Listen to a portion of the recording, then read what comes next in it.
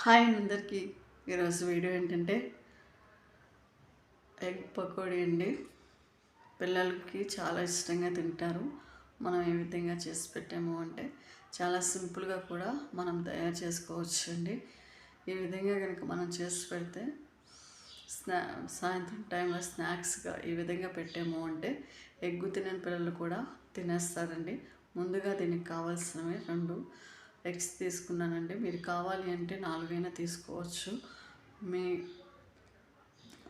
తర్వాత నేను వీటిని మనము ఉడకబెట్టుకోవాలండి.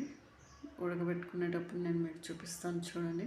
ఈ విధంగా మనం ఉడకబెట్టుకునేటప్పుడు సాల్ట్ వేసుకుంటే తొందరగా ఉడుకుతాయి అన్నమాట. తర్వాత దీంట్లోకి మనం కావాల్సినవి 2 టేబుల్ స్పూన్ల శనగపిండి తీసుకున్నానండి. తర్వాత దీంట్లోకి మనము బియ్యం పిండిని కూడా 2 టేబుల్ స్పూన్లు తీసుకున్నానండి. తర్వాత కార్న్ఫ్లోర్ కూడా కొంచెం తీసుకున్నానండి. వేస్తే టేస్ట్ బాగుంటుందండి. చూసారా?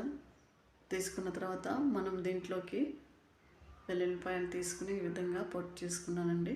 దీంట్లోకి మరి అల్లాన్ని కూడా వేసుకోవచ్చండి. నేను అల్లం వేయలేదు.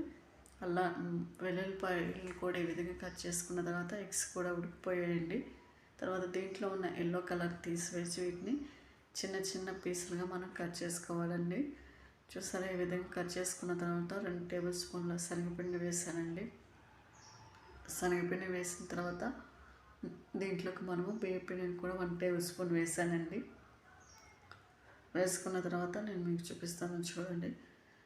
దీంట్లోకి మనము కార్న్ఫ్లోర్ కూడా కొంచెం వేసుకున్నానండి. వేసుకున్న తర్వాత దీంట్లోకి మనము ఎల్లుల్లిపాయను కూడా వేసుకుందామండి. చిన్న చిన్న ముక్కలుగా కట్ చేసి వేసుకున్న తర్వాత దీంట్లోకి మనము కొంచెం తగినంత సాల్ట్ని కూడా వేసుకుందామండి. వేసుకున్న తర్వాత దీంట్లో కొంచెం కారం వేసానండి. ఎందుకంటే పిల్లల కోసం కాబట్టి నేను కొంచెం వేసాను. తర్వాత దీంట్లోకి ఒక ఎగ్ని ఈ విధంగా పగలగొట్టి వేసుకుందామండి. వేసుకొని ఇదంతా పట్టే విధంగా కలుపుకుందామని కొంచెం వాటర్ వేసుకొని కలుపుకోవాలండి ముందు. తర్వాత ఈ విధంగా వేసుకోవాలి. ఏ విధంగా ఉంటుందంటే తర్వాత మనం గ్యాస్ పైన ఒక బాండి పెట్టేసుకుందామండి. బాండి హీట్ అయిన తర్వాత దాంట్లోకి 6 టేబుల్ స్పూన్లు ఆయిల్ వేసుకుందామండి. ఆయిల్ హీట్ అయిన తర్వాత చూసారా?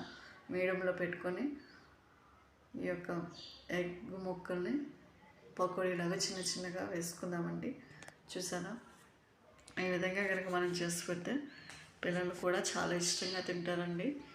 ఎప్పుడు తినని పిల్లలు తినకుండా మారం చేస్తూ ఉంటారుగా, అలాంటి పిల్లలకైతే చాలా బాగా ఉపయోగపడుతుందండి. ఒకవేళ ఎవరైనా మీ పిల్లలు కూడా ఈ విధంగా తినకపోతే ఈ విధంగా చేసి పెట్టండి. చాలా ఇష్టంగా కూడా తింటారండి. చాలా సింపుల్గా కూడా మనం చేసుకోవచ్చు ఇంట్లో ఉన్న వాటితోనే. ఈ విధంగా ఉంటుందండి. రెండో సైడ్ మీకు చూపిస్తాను చూడండి. రెండో వైపు ఈ విధంగా ఉంటుందండి. రెడీ అయిపోయిందండి. మనం ఒక గిన్నెలో తీసుకోవటమేనండి. గిన్నెలోకి తీసుకొని వాటిని మనము ప్లేట్లోకి సర్వ్ చేసుకొని టమాటా సాస్ వేసి పిల్లలకి ఇచ్చామంటే ఇష్టంగా తినేస్తారండి. ఈ విధంగా మనం చేసి పెడితే చాలా చాలా బాగుంటుందండి.